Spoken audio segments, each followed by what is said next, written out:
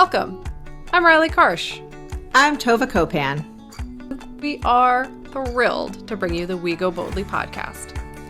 Let's talk big burning questions, life changes, and maybe a bit of personal business.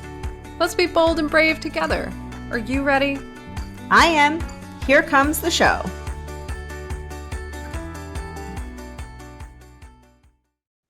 Hello, everyone, and welcome to We Go Boldly, the podcast. We are, as we always are, super excited to have you all with us today. And it is interview day, which, as everyone knows by now, if you've been listening to us for a while, is my absolute favorite. I love interviews. I love talking to people and hearing their personal stories and journeys and how we all really are interconnected. I think it is fantastic and something to keep in mind this time of year, when we're all celebrating different holidays, we're all having different experiences, we're still connected in so many different ways. And I think that's just a fantastic thing to keep in the back of your mind. So before we introduce our wonderful guest today, I am, of course, going to say hello to my fantastical, magical co-host, Tovah. How are you doing today, Tovah? What's going on? I am doing well. I feel like this year all that answer is always grading on a curve. Yeah, But absolutely. but By yeah, the way, I'm never breaking the curve no, at this time of year. no. But yeah, it's we're in the holiday season. You and I both have a kiddo that are celebrating their birthdays this week. Yep. And so Same day, we're actually, which just explains yes, to everybody even more why we're meant to be, Tova. yeah, the same day. Exactly. We are meant to be. And so, we're kind of just in the vibe. We decorated our Christmas tree last night, and that feels very festive. And I really enjoy the transition that I'm experiencing, which is the kids are decorating the Christmas tree. So like I Mm. can help, but and actually I didn't normally in years past. I've gotten up early and like rearranged things. And like this year they really did a good job of like spacing Right. and It's not all stuff. on one side of the tree. Yeah, and so it's neat to be kind of like moving into that phase Definitely. where we're doing things mostly together. Yeah, that is fun. I am trying out a new lipstick today. For I anyone like it. interested, look at us on YouTube. Look at us. That's such a weird thing to say. Subscribe to our YouTube channel anytime, as in today. No, but I got this lipstick and I got it because there's a relevant reason for this. I got it because it reminded me of my grandmother Hmm, who used to, my mom's mom, and she would wear the biggest, boldest, craziest jewelry and bright lipstick. My other grandmother only ever wore bright red lipstick, which I think is fantastic. it Um, is. and I was like, oh my goodness, I'm like fading into the background in black and gray. Um, and so I was like, okay, grandma, I'm gonna channel you and we'll see how it goes. But I always think of her around Christmas. She was just like one of those Oh, jingly people. You know what I mean? yeah, well, I love that. And that's actually one of the reasons I love the Christmas tree decorating. Like, we have new ornaments, obviously, we get some every year. But my favorite ornaments, I took my grandmother's old cookie cutters Mm, and just put ribbon on them. that's And cool. so they're ornaments. I love And that. almost all the recipes we make this year at this time of year, the snickerdoodles, the peanut butter cookies. I always make her oatmeal cookies. I don't like her oatmeal cookies. But you make them. I don't really enjoy them. I don't think they're that good, but I make them every year. Sure. And yeah. So I think that this time of year is really what you make of it. Mm, Like you said, a lot of people are experiencing a lot of ups and downs this time of year, celebrating yeah. different holidays, grieving, Hmm. a variety of things in their lives. But you can really boil down whatever you want into like, hey, wear the lipstick that makes you think of your grandmother. Make the Yeah, cookies, even if it's a bad recipe that makes you think of your exactly. grandmother.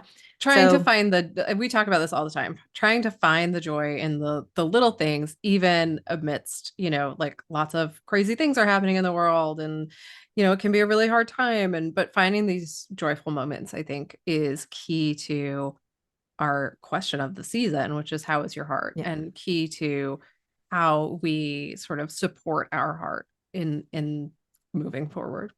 Well, so speaking of that, I think I want to talk to our guest. I'm excited to Yes. talk to our guest. And before we do the full introductions, I want to share with everybody how I met our guest.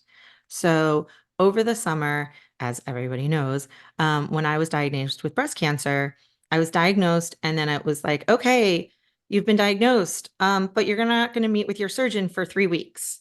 And so there was really nothing to do but wait. And one of the things, though, I decided that I was going to want to do because I did some research and I was like, I think there's a mastectomy in my future. Right. Um, I wanted to get photographs taken before the surgery. And, you see on TV, there'll be maybe boudoir photos. And it was kind of something that I never wanted to do. But I was like, maybe this is when we need to do it. Or you'll have like those like so long tatas parties or tata to the tatas, whatever. Right. And so I kind of had these ideas of things that I was going to do gearing up for this. But I didn't want to obviously do anything until the actual until I met with the surgeon and the doctors. And so I reached out to our guest. I reached out to a couple photographers just to see if this is something they would be able to do and get pricing. And then lo and behold, I meet with the surgeon on August 8th, and she's like, oh, yeah, we have an opening for you next Wednesday. Yeah. So, like, I knew there was going to be no, so long to the Tata's party or anything, but I needed to do something. And so I reached out to our guest and I said, who's by the way is a photographer, and and I said, is there any way that I can get in? And she said, I'm off next week, but it's a staycation, or I'm off these 2 days and I'll come in and make it work. And so, literally, the day before the surgery, I took off. And in the morning, I got photographs taken, which I still haven't looked at. I don't know when I'm going to. Maybe after the holidays, I'll be ready. Which, by the way, she also gave me the space to say, I don't know when I'm going to be ready to look at these pictures. And then I had like appointments that afternoon to get ready for surgery. And that Right. was my last day of having boobs, basically. And um, so it was really special. And honestly, it was a very good moment for my heart in Mm. the process. I think that um, I didn't know how I would feel taking the photos, and it was a very fitting farewell, right? I was able to kind of, I imagine the pictures, well, I'll get to see them again. But also, it made me realize how much of my femininity and sexuality and just who I am is not related to them, to my boobs. Right. And so it was a very, very important experience. Um, and anyway, a large part of that is thanks to our guest. So I'm very excited that she was able to join us about on this topic of how is your heart. So I've talked now for a long time about me. Let me tell you a little bit of our guest. She's a photographer and business owner named Celestina Ando. Celestina is a contemporary portrait photographer with a boutique studio in Montclair, so just down the road from me. She's been published and featured in a variety of publications. She's won various local awards and internationally. She's had 3 photography exhibits. She specializes in magazine style portraits. So whether it's headshots, families, senior photos, maternity, modern boudoir, which I got to experience. And she really loves working with clients who feel they aren't photogenic and helping them create and empower that experience. So she's amazing. So I want to say welcome, Celestina. We are so happy you are here. Thank you for joining us. How are you Oh, today? I'm very good. Thank you so much for that lovely introduction and for sharing your experience, Tova. It got me all emotional again and just all different kinds of feels. And it really meant a lot to me for you to put your trust in me and to come in, and experience that for yourself. So thank you, and thank you both for having me here. I'm really excited to be here. We are super excited to have you. I would imagine that as a photographer, you spend a lot of time in sort of quasi intimate settings with people, right? I mean, it's a very intimate experience to have your pictures taken, whether it's a boudoir experience or just, a headshot. It can be very intimate because somebody's looking very closely at you. Mhm. And so what would you say? Well, before I get into this question, I have two questions. First of Okay. all, we always ask everyone when we start out our interviews this season, how would you answer this question of how is your heart right now? My heart. So I feel like most people, where I experience still a lot of high highs and low lows, depending on the day. But for the most part, I'm going to be turning 48 soon in a few weeks. I know there's a few birthday celebrations happening this month, and Yep. I feel like now that I'm over the past number of years, I've gotten a little wiser, and I feel like my heart is in a grateful place right now. Um, just really grateful for everything, for all my loved ones, my health, being able to do what I love, and yes, definitely in a space of gratitude. So. Yeah. That I feel like a lot of folks who we've talked to who are in sort of our age range have that sort of response of like gratitude and comfort with themselves a bit more. And I always think back and I'm like, oh goodness, wouldn't it have been wonderful to have had that feeling in my in my 20s where I was like, I'm so grateful and I'm so comfortable and all those things. But of course, that's a part of growing, right? That's a part of life. But the other question I wanted to ask you about and sort of dive into is what does the experience of sort of having this I don't want to call it passing intimacy with other people, but it sort of is, like it happens for a little bit and then they move on and go on with their lives. How does that impact your heart and your feeling about, the world and your life and who you are? Does that or does it? Oh, absolutely. Every client that comes into my studio, everyone is always anxious, nervous, fearful. They're all doing something completely outside their comfort zone, and especially with my boudoir clients. And it is a very intimate experience, and I think when it comes to boudoir, especially, um, it's a genre of photography that not many people understand very well. Yeah. And I think, it's been around for years. And I think back when it was more about creating these really beautiful, sensual images, where it was more about, what people thought about the subject in the photo. And I think the photography has just really evolved, especially with, a lot of the body positive movements that have been happening in the past 10 years. And it's more about how the subject, identifies with themselves and how they value themselves and, celebrate themselves. And so in a portrait session experience, a lot of photographers now, they focus more on creating these experiences for their clients. And, it's a really a vulnerable space for a client to be in. And there are a lot of stories and things that are shared, from subject to photographer and it's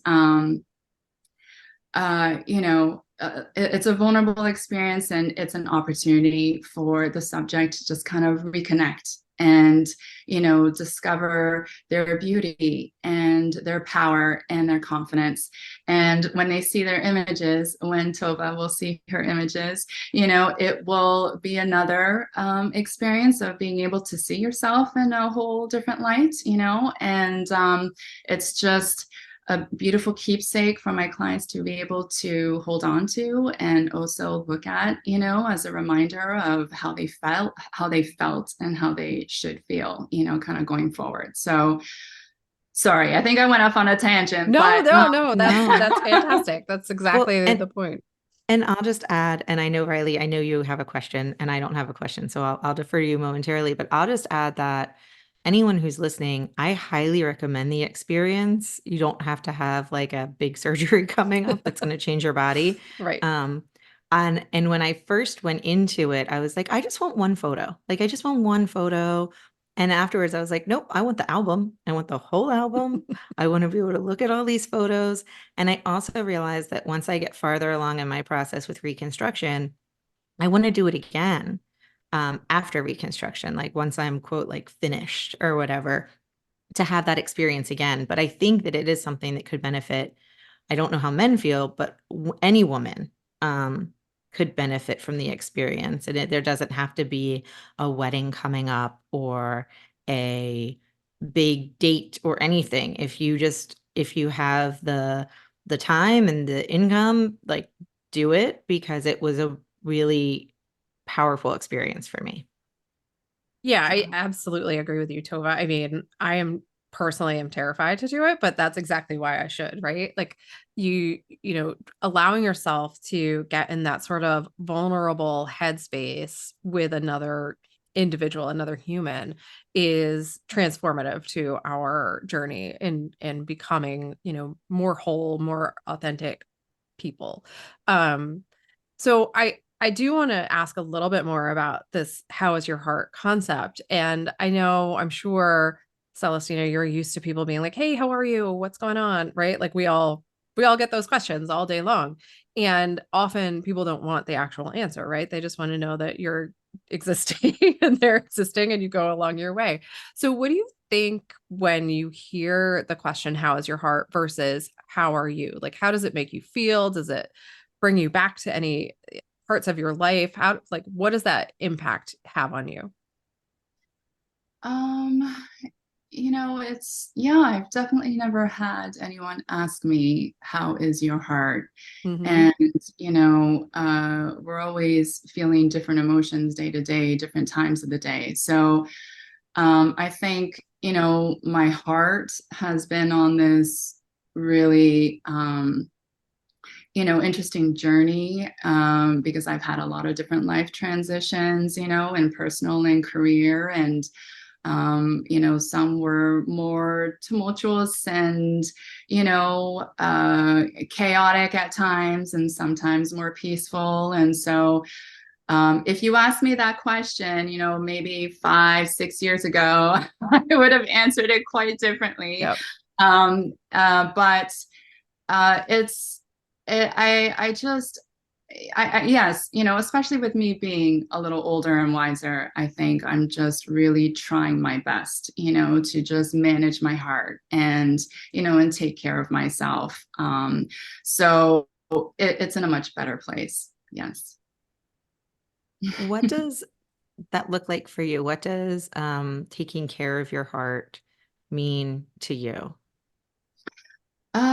So, I think sometimes I just giving myself more grace, I think when I first started my photography career, like it's my second career. I made a switch from, corporate accounting to photography. And, it was a really tough time, exciting, but also really challenging time. And not everybody believes in you, not everybody supports you, not everybody, it's just you have all these different kind of feels going on. And I think, I was also really tough on myself, putting a lot of pressure on myself to get to X level, to, be able to do some of what my mentors were able to do. And so now I really try to, now I'm in a different space where,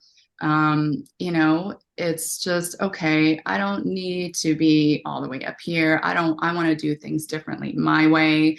I want to, I can give myself some time off, to just allow myself to rest and, get re-inspired and re-energized so that I can continue to provide the kind of service that I want to provide. So it's just, I do kind of little check-ins with myself, I guess, and just try to make sure that I'm not, that I don't go days, for example, editing late at night, or, I just try to check in with myself and just make sure that I can take time for myself and not just be hustling all the time. So Yeah, I think Tova and I can certainly relate to that experience, as can, I'm sure, many of our listeners. We do need to take a quick break. When we come back, I want to talk to you a little bit about sort of a future looking, like how you see things going emotionally for you, like where you're aiming for in the next few years. But let's take a quick break, and we'll be right back.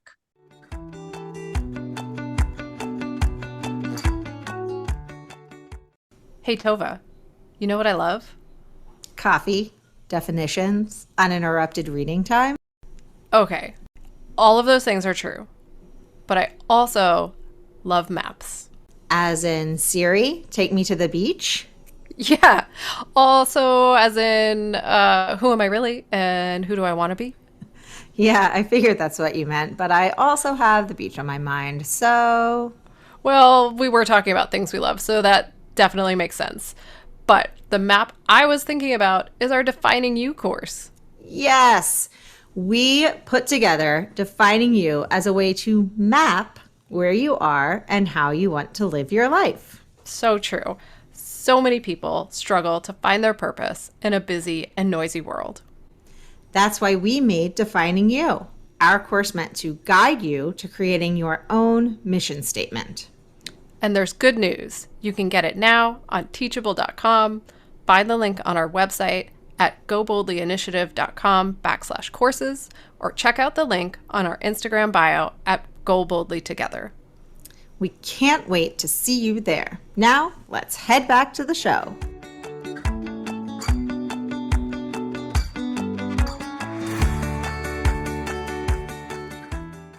Okay, so welcome back to the show, everyone. Before the break, I was asking you, Celestina, a little bit about it's a question I particularly like to ask people because we're all asked, like, okay, do you have a 5-year plan? Do you have a 10-year plan? Where do you want to be? Where do you like? And it's all very outcome driven.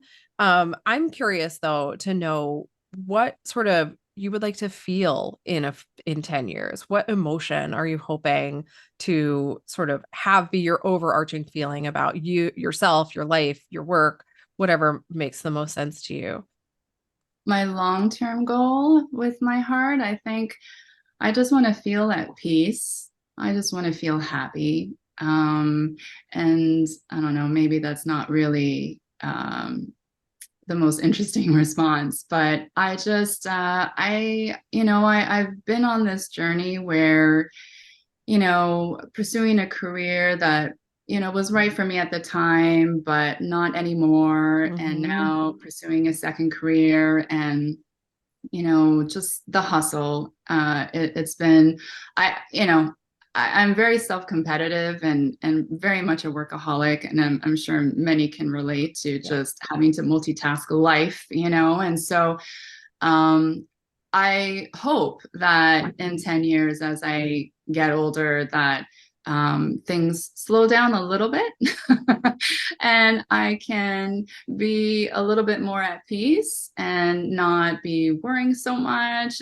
I don't know if that's really possible because life happens and there's so much more other things that, happen that are outside of your control, but just really to be happy.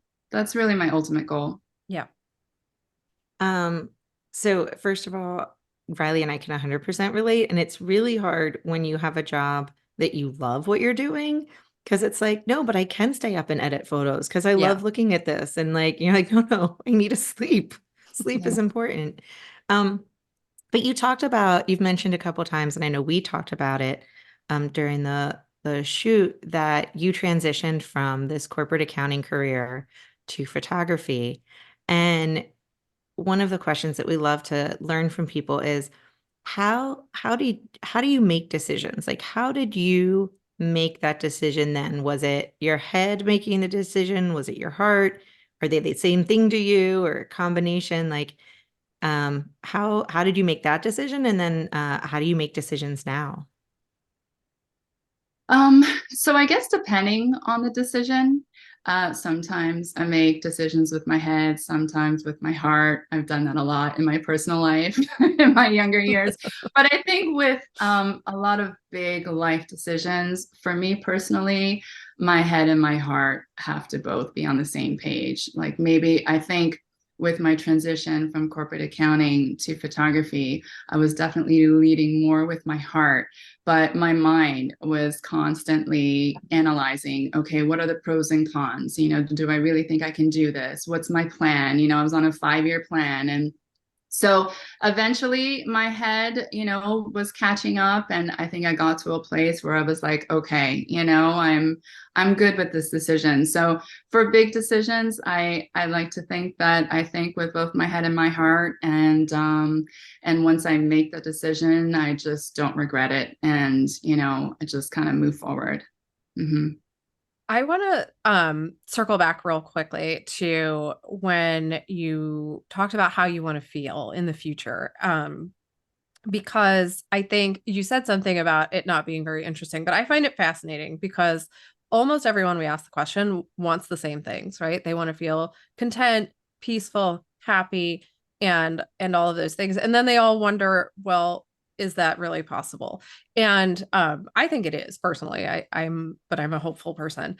And so I want to talk a little. I would love to hear from you a little bit about like how do you think you get there and what do you think would cause you to not get there? Like what would get in your way of feeling peaceful?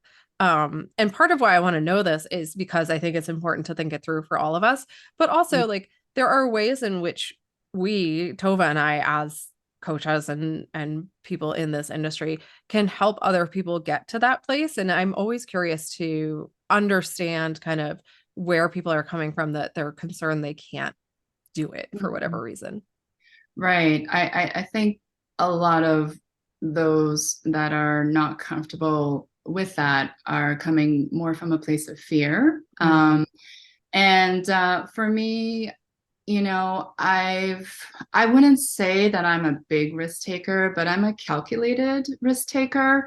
And I think I've spoken on this before at other events, but I think I am like you, Riley. I'm a very hopeful individual. I've always kind of been a glass half full versus empty kind of girl. And I do, if I'm not happy with something, I really want to change things. I really want to figure out what's going to make me happy. And I don't worry so much about what others think also. And I've kind of lived my life like that. So a lot of people, might not agree with a lot of the choices that I've made in my life. But I am 100% accountable for my life, for my happiness, and I do my journey for me, and so it's tough sometimes to make these decisions because you think, well, if it doesn't work out, what do I do? Or if and you, but I really just try to make the best decisions that I can for myself, and if I'm not happy, figure out what I need to do to get there. So Yeah. I know it's oversimplifying things, but that's I, just like my thought I process. don't Yeah. think it's oversimplifying things. I think things are really that simple. It's just the actual doing of it is hard, right? Like the steps are not complicated. It's the Right. letting go that I think becomes very challenging for most of us, right? Like I also am not real worried about what people think about me. It doesn't enter into my calculations on the choices I make. I'm very much principle driven and value driven. Right. But at the same time, like actually doing the things is sometimes what gets in our way, I think, and holds us up, right? Like even if we know it's the thing we need to do, it's not necessarily what happens, and that gets in our way a lot of times. So I do think I think it's a fascinating combination of simple and complicated, as much as that's a catch-22. Right. Well, and I would just add that I think that a lot of people consider if somebody's positive or the glass half full, that they are. We talk about how we don't want to just silver line stuff, right? Like, Yeah. oh, it's a silver lining. Like you're talking about, you're hopeful, but you're also analytical, right? Right. Like you're making decisions with information, but you can approach life with like, I'm going to err on the side that things are going to work out. Right. I put my energy into it. I put my time, I put analysis into it. We know you're good with analytics. You're a corporate accountant. Like you Yeah. know how to figure things out and look at a ledger, right? Um, but you also can still be positive about the outcome. And I think that that's important I think some people equate um, being negative with being realistic. And Mhm. those two aren't the same things, Right. right? You can be positive and still realistic at the same time. And I think that's just um, important to note. Yeah. Yes, and you can also be positive even if the outcome doesn't happen the way that you initially planned, and then, just realizing, okay, this is a lesson learned and just kind of moving forward, from it and not dwelling, on whatever things haven't worked out or whatever mistakes, you could have made. So, Yeah, that's such a huge component of that letting go of the outcome, right? mhm, Because we can't control the outcome. We can't control the external factors that come into play in whatever we're attempting to achieve, if it's emotional, physical, economics, whatever. All we can control is ourselves and the things we do. And so letting go of that outcome and being focused on the process and like whatever happens is what's meant to happen. right, I think is hugely important. And it's really important in caring for your heart, right? Because we can get weighed down mhm, in the quote failure of life, right? mhm, We can get weighed down in the things that don't work out or the things that don't go our way. Um, and that is very heavy on somebody's heart. I mean, I've experienced it certainly in the past, and it really brings you down. right, right. I do have a question because you mentioned that, you don't worry about what other people think about your decisions, right? Like you feel comfortable with them. Is that something that came with age and maturity, or is that something that you just were born with? I'm always interested when I hear somebody ask these questions, answer, because some people are just born with that. And so I was wondering for you what that was. I'm not really sure, Tova. When I was young, I was always curious and always trying new things and doing new things and just um I was always a little entrepreneur growing up, marking papers, teaching piano lessons to kids around the neighborhood and just always curious and just pursuing things and trying things. So, and my mother, she was always growing up, always telling me, you just do your best. You can only do your best, and that's it. And if you've done your best, then you're at peace knowing that you did everything that you could. And so I was also brought up with that upbringing. So but I'm not sure. I definitely it's gotten stronger as I've gotten older because I think as I've gotten older, I've also learned, you need to just, make those decisions to not have toxic environments or toxic people or just, whatever situations that you don't need to have in your life. I've made those kind of decisions. In my wiser years, but I'm not sure. I guess that's my answer. I mean, I do think it's a combination. I mean, some people are more attuned to that kind of personality trait, right? But I do think it's a combination of how you're raised and the environment you're raised in, the people you're surrounded by, and sort of at some point, it also, though, becomes a conscious choice to not focus on how other people are going to react to whatever it is that you're going to do or say or think or feel. And that is something that a lot of people I've talked to don't sort of it's not that they don't understand it, it's that they can't sort of act on it, right? And it becomes a real challenge. I think that's the stumbling block to for a lot of people is being like, wait, I can actually choose how to react to other people. Um, and you can, it's just hard. Like it's just a hard thing to do when you haven't done it for a long time. So Right. but I think it's I do think as you get older, you have less cares to give. I'm inserting an Those appropriate word, patients. right? Like Yeah, you're just like, I don't have time for this. I have like, you can have right, your feelings, but I'm not engaging in them. right. So I do want to ask you a few more questions about your how you care for your heart and whether for you that is a physical thing, is it a mental thing, emotional, is it spiritual? Like how does all of that work together for you in your process of sort of I don't know, giving yourself space to be who you are and be comfortable with that person. It's a little bit of everything. I do try to take care of myself, both physically, emotionally, everything from, getting a little bit of exercise, just some walking in the morning, even, uh, exercise. And, I try to be a little bit more conscious of, food and things that I consume and just taking care of my overall health.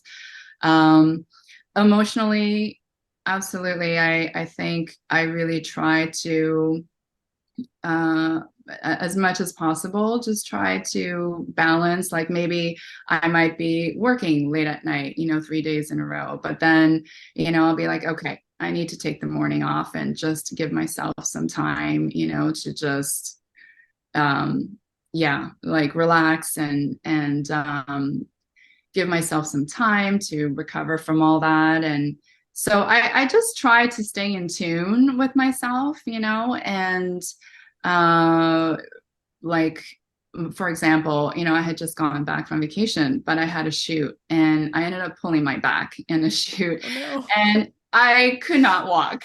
And, I was thinking, okay, I need to take better care of myself physically. I need to like start doing some of that yoga again because I can't be pulling myself to the point where I can't walk. I just Yeah. got back from vacation. Like this is just not acceptable, So just things like that, taking notes for myself and just telling myself and reminding myself and um, doing things like that.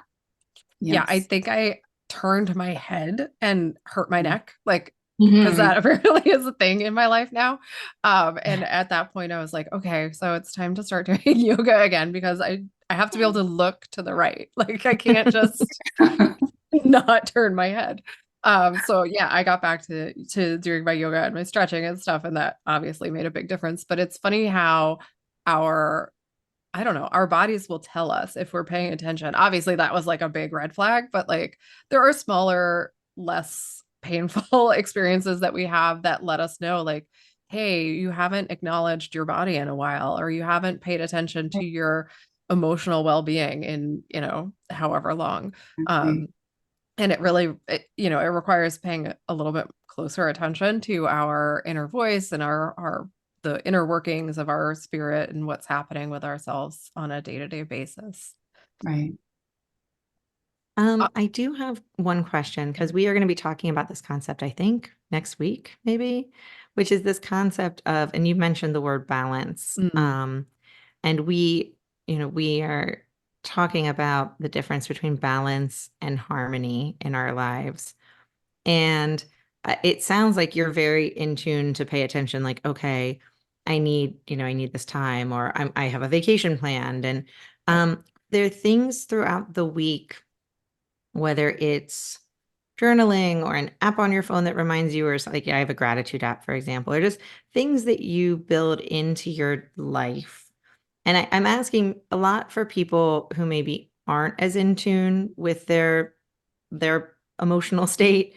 And so are there things that you have built in, check-ins? I know when I mean, in eighth grade, I used to watch My So-Called Life, and like every time I watched it was Thursday night, I would just cry. And I think it was getting like, it was a release of everything that was happening in middle school. And Right. it just timed very nicely with My So-Called Life. And so are there things that you have built into your calendar or your life to make sure in case you do get caught up in a busy time of year, or just a busy time of life, to help you achieve that balance, or be like, I haven't checked in with myself for a while? Um, well, I do try to do some form of exercise a few times a week. I have a dog, so I do these morning walks daily, with my dog and my partner, and it's always just a really beautiful time. It's just 20 to 30 minutes, but we'll walk around here, and there's like this little pond with a bench, and we'll grab a spot on the bench, and we just talk, and um, it's just I think that's a really big part of my life. Something so Mhm. simple, but just getting that fresh air, getting your body moving, even if it's just for 20 minutes, in the morning, and having that time to just kind of reflect, be able to share with your partner, and or even when I was by myself, I was doing that as well, and so um that's really important to me. And then, other than these kind of more dramatic, issues like not being able to walk or, things, whenever I just don't feel good, sometimes I'm just feeling so tired all the time or just not, I really do push myself to just like go to the gym or go to a class or do something. And I might not be in the mood for it, and I'm just like, oh, I have so much work to do or this, that, whatever.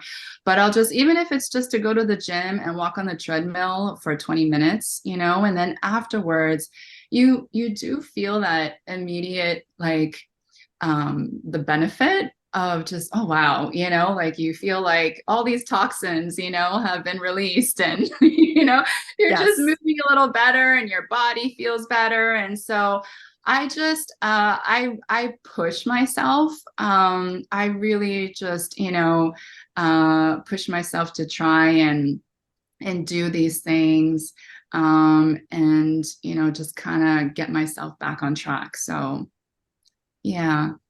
Yeah, I think things that are sort of like a reset really seem to help, right? Like I also just started jogging and it is brutal and I don't want to do it. And I'm always like, oh, why am I doing this? And then like halfway through it, I'm like, whoa, this is the best thing I've ever done. Yeah. And then I get home and I'm like, oh my God, my ankles hurt. But that's a shoe issue. So I completely agree. I think a lot of it is just sort of snapping yourself out of whatever you're in, right? And sometimes that's through exercise or meditation or, a great conversation with a friend at a coffee shop. Like every one of us is different as to what is going to create that experience for us. But it's just a switch. If you flip that switch for yourself somehow, it really helps to get you back into like not a positive headspace. Because again, Tova and I like get weird about positive and negative conversations, but in a headspace that is healthy for you, whatever that looks like. Mhm. Um, I do have one more question and then we have to take a quick break. Okay. Or maybe I'll just let you know what the question is and we'll take a quick break. So we want to know, and this is I know I said this before, but this is my actual favorite question. If you look back at yourself as a kid or teen or whatever, like in that young age range, what would you tell yourself about caring for your heart and how would it sort of would it change anything, in your life, do you think? Let's take a quick break. I'm going to let you think about it while we're on break and you can let us know your answer when we get back. So we'll be right back, everybody.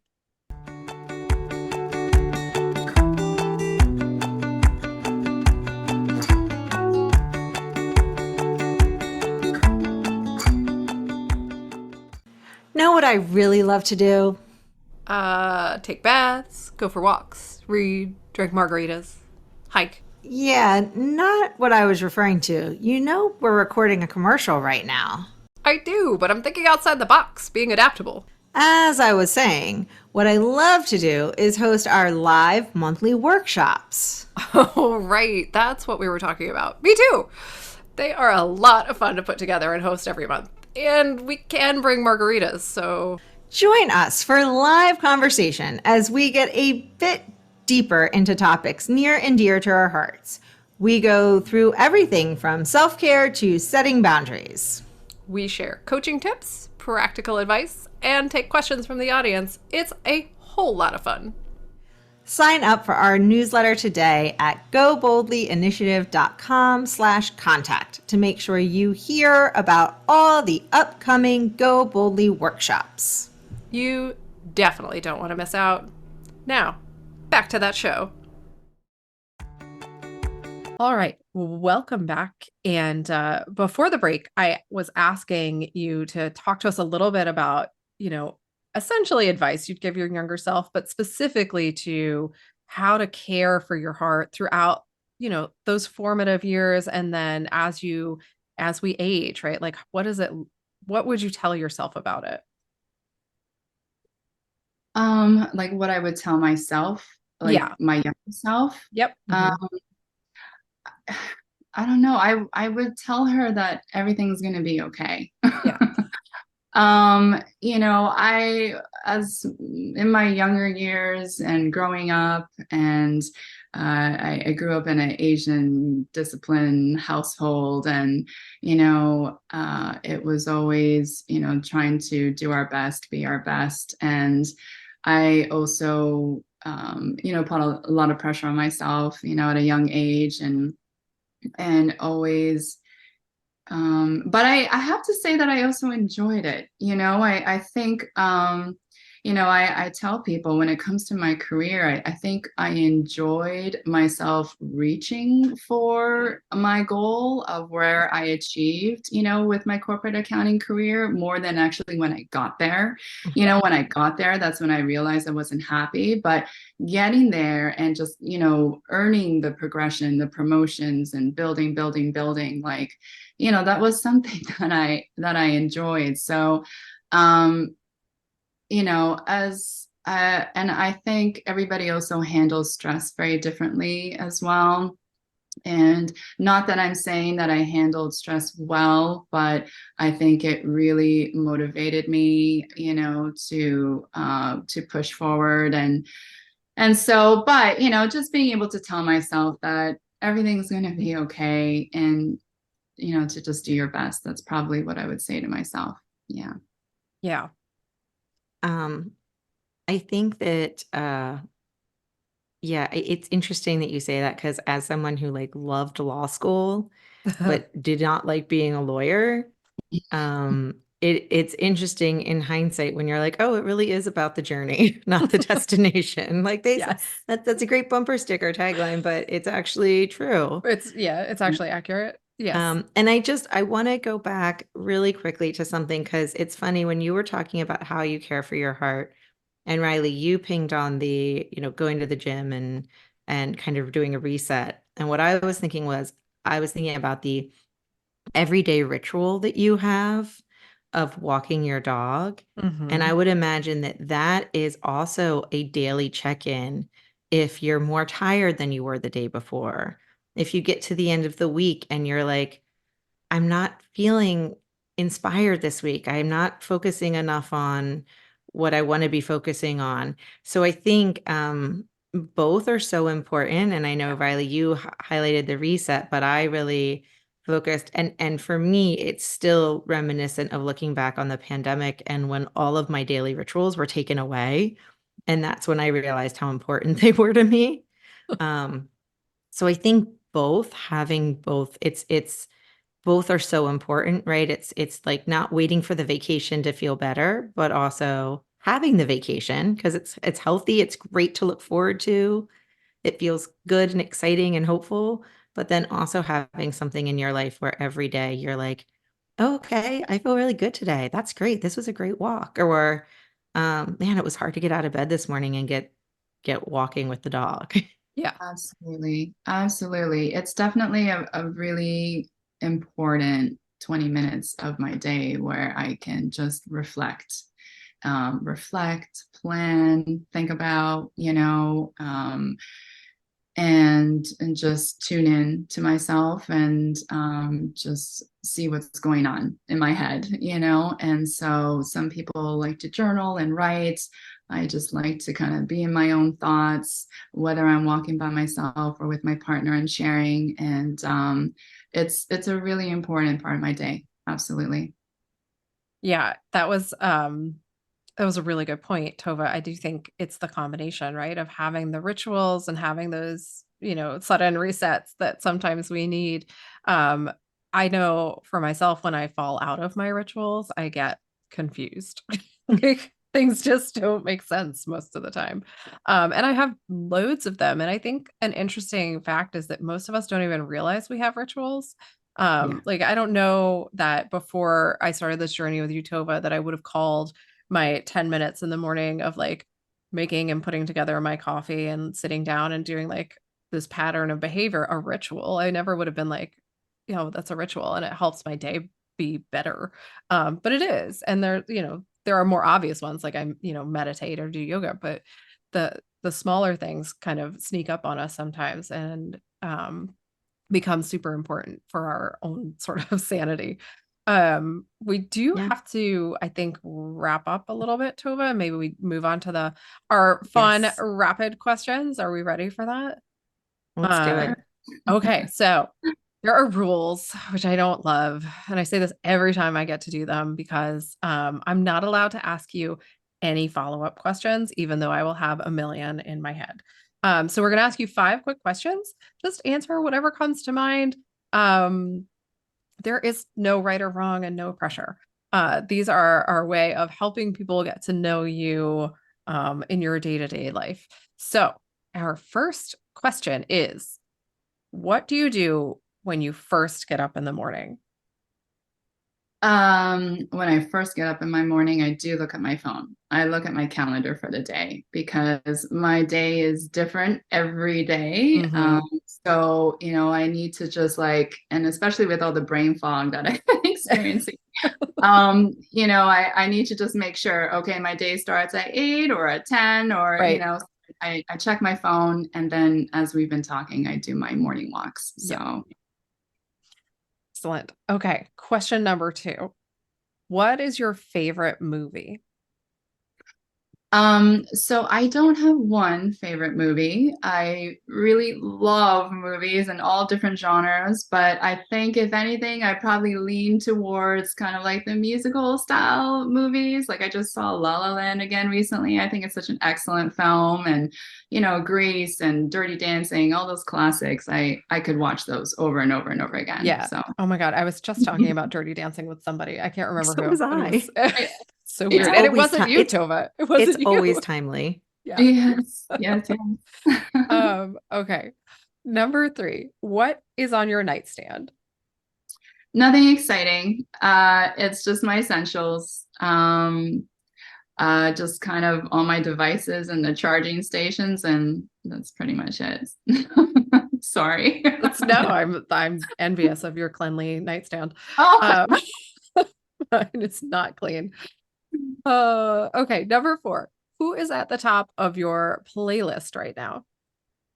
playlist. So, I have 2 big playlists, that I play and use a lot, especially in my studio. And one playlist is called For the Soul, and it's when my clients are getting pampered, with their makeover. I play this playlist, and it's like super chill music. And I think like songs like Post Malone, Circles, that style of music is on that Mm. playlist. And then I have something more upbeat for when the shoot starts to happen, and so those are a lot of the kind of current and top 40 type of music, but yeah, a Excellent. little mix of everything.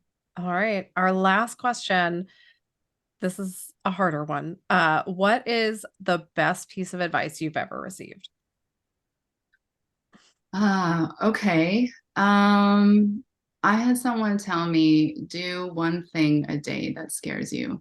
Mhm. And, even if it's just, I don't know, visiting a place that you've never thought of going to, or trying a different type of food that you would never really want to eat or try, but, just doing something different for yourself every day. And I think I've carried that through, as much as possible. I adore that advice. I think it is such good advice. I hope people listening to the show take that to heart because and I'm not supposed to ask questions, but whatever, I'm breaking the rules. I I just think doing the things in our lives that make us a little bit uncomfortable, and I don't mean distress, I mean a little discomfort, is so healthy and important and necessary to become, adaptable and capable of like existing in an ever-changing world. So I love that advice. I think it's fantastic. Um, so we aren't running out of time and we don't want to keep you over, but we want to know, please let us know, where can people find you on the internets? Like where's the best way for them to get a hold of you? My website, which is just my full name, celestinaando.com. I am on Instagram, Facebook, LinkedIn. So I love to connect with anyone on any of those social media platforms. Fantastic. Well, we will definitely put that in the show notes for you all listening so you can find Celestina. We cannot say enough good things about her. We're so grateful you came on the show today. It was really lovely having this conversation, and we appreciate your willingness really to be open and vulnerable. It's not an easy thing to do. So we're grateful for you coming here and chatting with us. Yes, Likewise, thank thank you you. so much for having me. Thank you so much. All right, everybody. We will be back next week with our second to last episode. No, third to last episode of the season.